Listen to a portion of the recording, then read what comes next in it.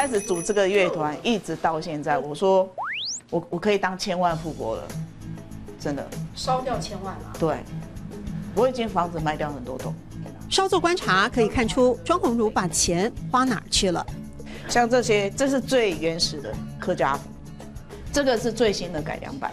乐团所有团员的服装、乐器还有音响器材，从2002年创入宏如乐团至今，都是庄宏如自掏腰包，吸引热爱客家音乐、各大院校音乐系的高材生。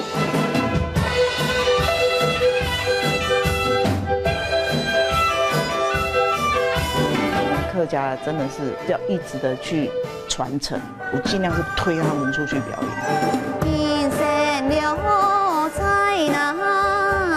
扬琴、琵琶、笛子、唢呐，结合电子琴和爵士鼓，中西合并，传统也流行。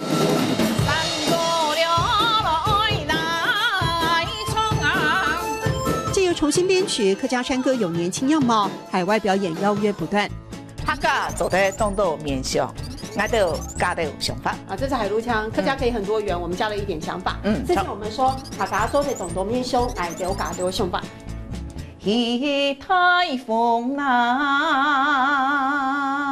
拥有全国客家歌谣比赛冠军的演唱实力，庄宏如最初觉得客家山歌唱腔太苦而不喜欢，所以现在更想用流行的方式引导年轻人接受客家音乐。